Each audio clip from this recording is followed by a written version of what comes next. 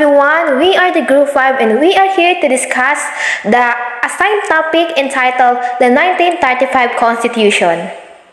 1935, the Commonwealth Constitution. It is worth mentioning that after the Treaty of Paris, the Philippines was subject to the power of the United States of America, effectively the new colonizer of the country. From 1898 to 1901, the Philippines would be placed under a military government until a civil government will be put into place. So, pagkatapos daw po ng Treaty of Paris, Philippines subject to the power of us or sa mailalim yung bansa natin sa US.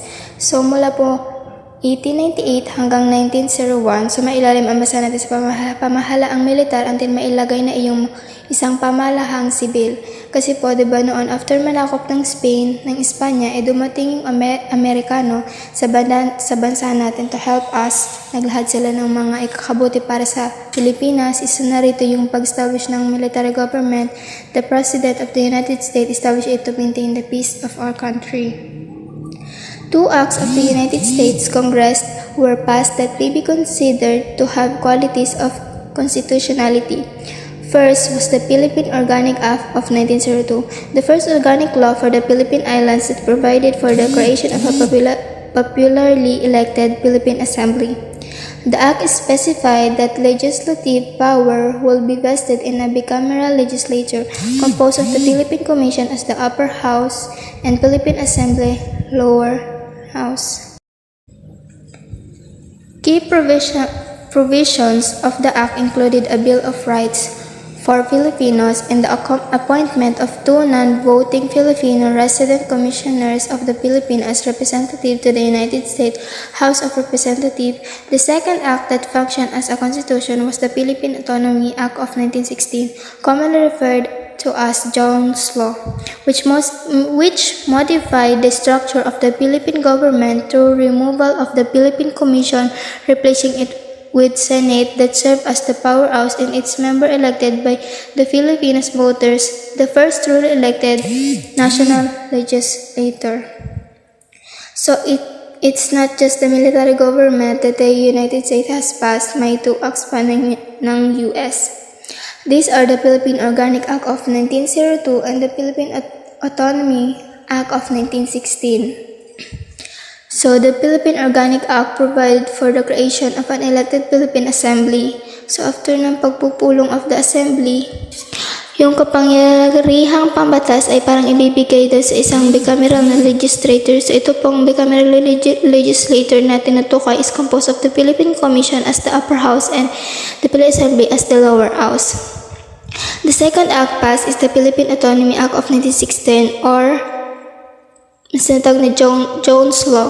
Ito pong batas na ito ay nagpabago sa struktura ng gobyerno ng Pilipinas by abolishing the Philippine Commission, replacing it with the Senate which served as an upper house at yung mga members were elected by Filipino voters, ang unang tunay na nahalal ng pambansang lehislatura.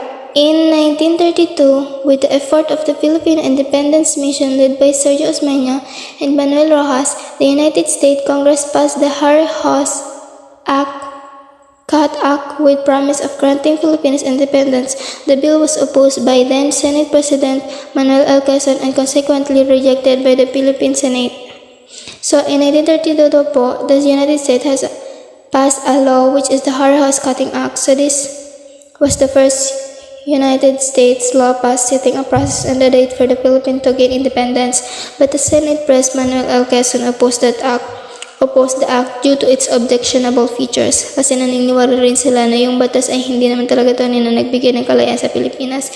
It is true na ang United States marami na itulong sa atin sa Pilipinas noon. They provided our needs before, but like Spain, gusto rin ng mga Amerikano na maging kolonya nila itong bansa natin. So, Manuel L. Quezon rejected it. Primary source: Preamble of the 1935 Commonwealth Constitution. The Filipino people, imploring the aid of divine providence, in order to establish a government that shall embody their ideals, conserve and develop the patrimony of the nation, promote the general welfare, and secure to themselves and their posterity the blessing of independence under a regime of justice, liberty, and democracy. do ordain and promulgate the Constitution. The Constitution created the Commonwealth of the Philippines, an administrative body that governed the Philippines from 1935 to 1948. It is transitional administration to prepare the country towards its full achievement of independence. It originally provided for an unicameral National Assembly with a president and vice president elected to a 6-year term without re-election. So yan daw po, ang sambayang Pilipino ay humingi ng tulong sa Divine Providence upang magtatag ng isang pamahalaan na kakatawan sa kanilang mga mithiin at pangalagaan at paunlarin ang patrimonya ng ating bansa at itaguyod ang pangkalahatang kapakanan at makamit ang pagpapala ng kalayaan sa ilalim ng isang rehimen ng katarungan at kalayaan, demokrasya, at upang mag-ordain at magpahayag ng konstitusyon. Ang konstitusyon ay lumikha ng isang Commonwealth na bansa, isang administratibong katawan na namamahala sa Pilipinas mula 1935 hanggang 1948. At ito daw po ay isang transitional na administrasyon upang hinda ang ating bansa sa ganap nitong tagumpay ng kalayaan. Ito ay original na naglaan para sa isang unicameral na pangbansang asembleya na may isang pangulo at vice presidente na inihalal sa isang 6 na taong termino ng walang muling halalan na naganap. By 1934, another law, the Tidings-McDuffie Act, also known as the Philippine Independence Act, was passed by the United States Congress that provided authority and defined mechanism for the establishment of a formal constitution by a constitutional convention. The members of the convention were elected and held their first meeting on July 30, 1934, with Claro M. Recto unanimously elected as president. The Constitution was crafted to meet the approval of the United States government and to ensure that the United States would live up to its promise to grant independence to the Philippines. It was amended in 1940 to have a Congress composed of a Senate and a House of Representatives, the creation of an independent electoral commission, and limited the term of the office of the President and Vice President to 4 years, with one bicameral as well as re-election. While the dominant influence in the Constitution was American, it also bears traces of the Malolos Constitution, the German, Spanish, Mexican Constitution, and Constitution of several South American countries, in the unwritten English Constitution. The draft of the Constitution was approved by the Constitutional Convention on February 8, 1935 and ratified by then U.S. President Franklin B. Roosevelt on March 25, 1935. Elections were held in September 1935 and Manuel L. Quezon was elected President of the Commonwealth. The Commonwealth was briefly interrupted by the events of the World War II, with the Japanese occupying the Philippines. Afterward, upon liberation, the Philippines was declared an independent republic on July 4, 1946. Naipatupad ito na nga po ang Tidings-McDuffie. Nakilala rin bilang Philippine Independence Act na kagad na tinatag noong Hulyo 30, 1934 at napili po ng Pangulo ay si Claro M. Recto at pinabunuan niya ang pagbuo daw ng saligang batas. Dahil sinikap noon ng mga Pilipino na magkaroon ng saligang batas na katanggap-tanggap sa Pangulo ng Estados Unidos dahil ito daw po isang proseso na dapat mangyari para makalaya ang Pilipinas at magkaroon ng isang republika at demokratikong pamahalaan pagkatapos ng 10 taon. At nung ang konstitusyon ay binago daw po noong 1940 upang lumikha ng isang kongreso na binubuo ng isang senado at kapulungan ng mga kinatawan isang hiwalay na komisyon sa elektoral at upang limitahan ang mga termino ng ating Pangulo at Vice Presidente sa 4 na taon. Bagamat nangingibabaw ang impluwensya ng konstitusyong Amerikano noon, mayroon din itong mga bakas ng konstitusyon ng Malolos, ng Aleman, Espanyol at Mexico at mga Pinas ay naging isang malayang bansa noong Hulyo 4, 1946. What was the context of the primary sources production? Primary data sources include documentation or objects produced in an incident by a witness or participants, diaries, letters, interviews, oral histories, photos, newspaper, papers, government records, poems, novels, play, and music can be among the primary sources.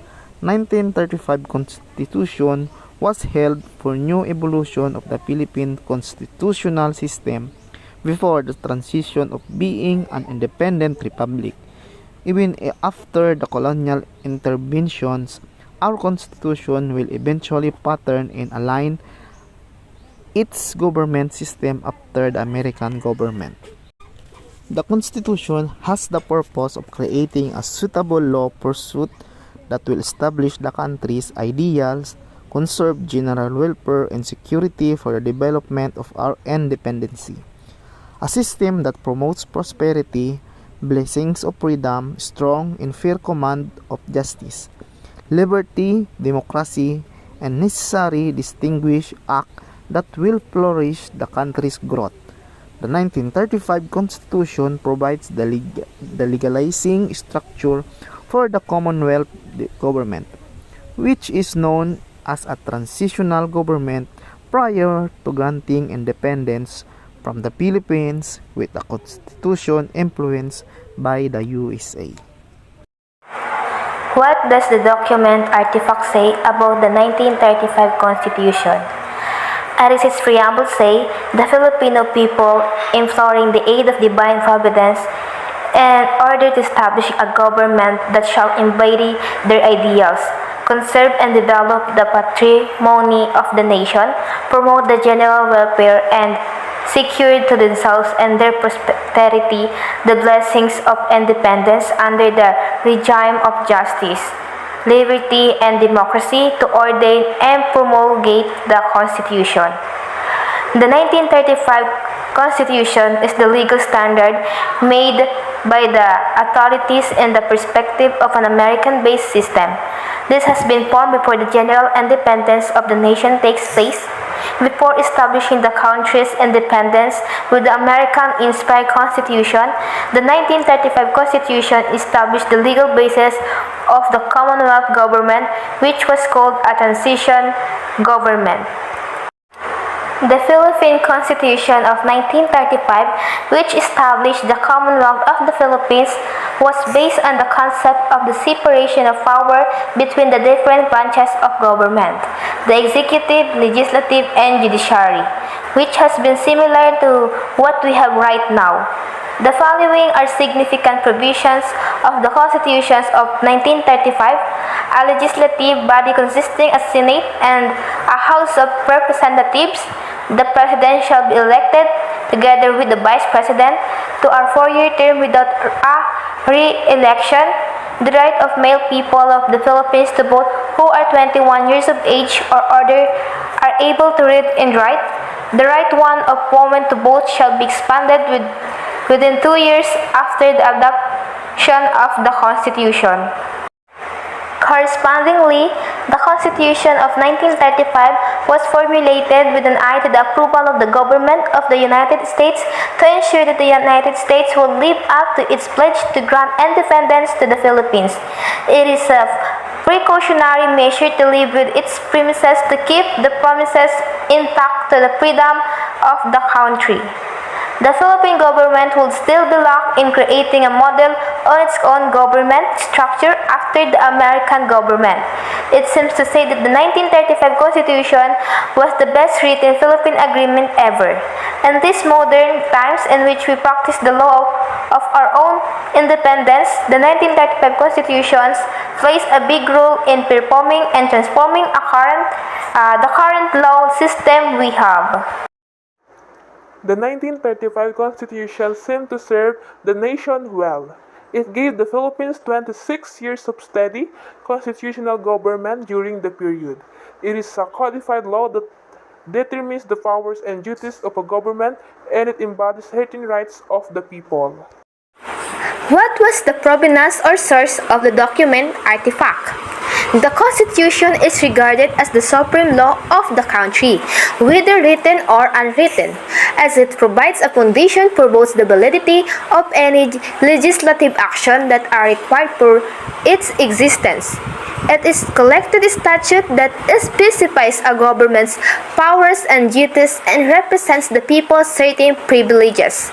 After the procession of creating a new assembly, the Constitution of 1935 held and was created for the new Commonwealth. Who authorized it?